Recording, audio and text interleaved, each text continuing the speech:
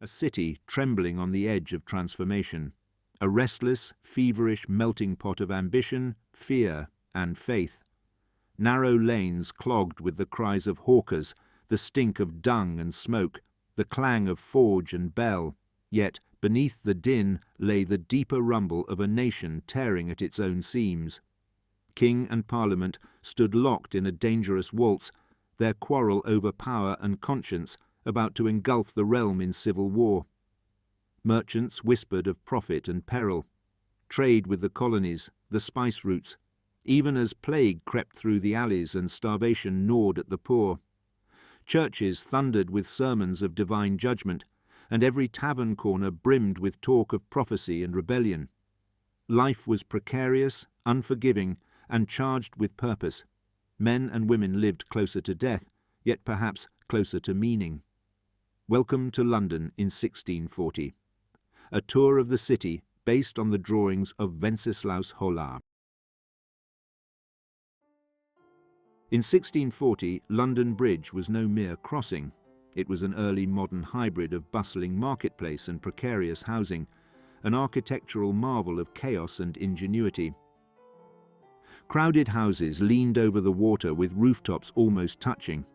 By day, the crush of carts and bodies never ceased, and from the southern gate, the grim display of traitors' heads marked the power of the state and the cost of defiance. It was London in miniature, congested, volatile, and vividly alive.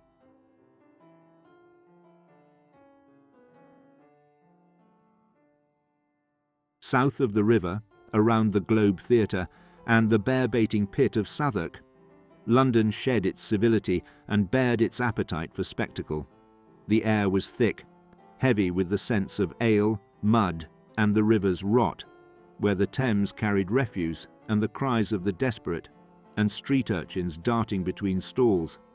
Taverns spilled drinkers into twisting lanes, harlots called from doorways, their voices ringing over the clatter of carts and the stamping of hooves. It was a district of earth and sin, of vice and vitality, where London came to forget its conscience, to trade its cares for a moment of thrill, of terror, and to taste, in every alley and crowded yard, its own wild, unbridled heart. In the 1640s, St. Paul's Cathedral still wore its medieval guise, vast, dark and weathered, long before Wren's dome reshaped the skyline. Around its churchyard sprawled a maze of bookstalls and printers' shops, where pamphlets, sermons, and seditious tracts passed hand to hand, feeding the city's restless mind. Inside, gentlemen, beggars, and preachers mingled beneath the vaulted gloom. St. Paul's was the city's moral and physical heart, a monument of faith and endurance, its stones darkened by smoke, yet stubbornly reaching toward heaven. In just over 20 years, the cathedral and all that surrounded it would be consumed by the Great Fire of 1666, and the blueprint for the modern city of London would emerge.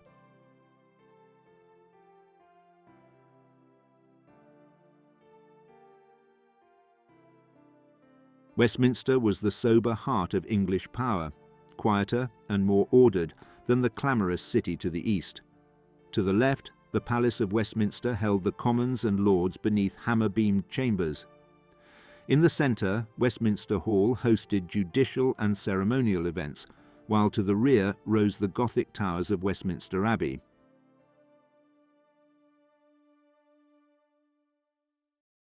In Palace Yard, lawyers, clerks and messengers hurried between chambers, their black cloaks brushing the worn stone. Here, Westminster moved with measured gravity. The air carried smoke from hearths, the tang of ink and parchment, and the odour of horses. Clergy in surplices and merchants with ledgers moved in careful procession, a choreography of power and duty. Bells tolled from Westminster Abbey, marking the hours, and carriages rattled across the yard, carrying the wealthy or the condemned. Every step echoed with the weight of decisions, while outside murmurs of unrest hinted at the political and military storm gathering.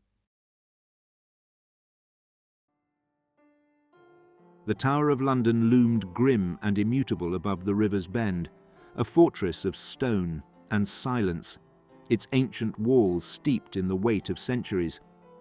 To the common Londoner, it was both dread and symbol, the iron heart of royal authority, where whispers of treason ended in chains. Yet within those same walls gleamed the crown jewels, tokens of divine monarchy in an age when such divinity was beginning to fracture. The tower stood like a warning carved in stone, a shadow of absolute power, cast long across a city, on the brink of revolution.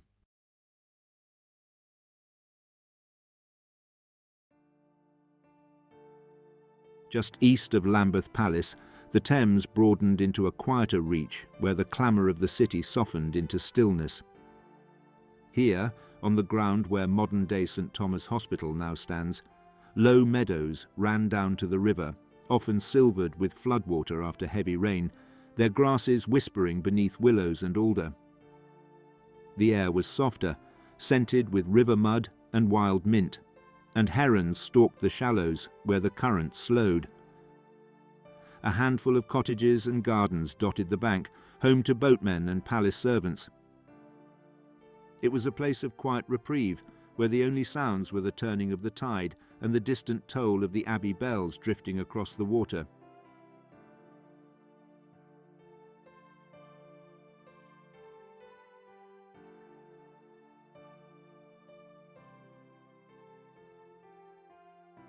London in 1640 was restless, intoxicating, and unruly, a city of tradition, adventure, and violence, of religious zeal, poverty, and disease.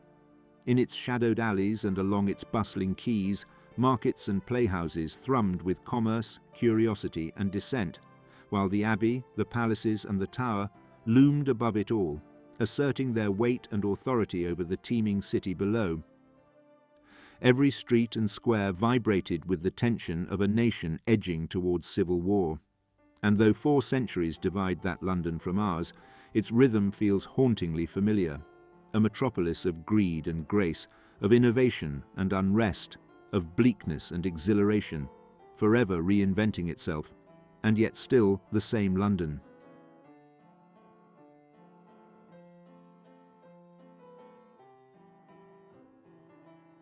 I hope you enjoyed your tour of 1640 London. Thank you for watching, and please subscribe for future videos.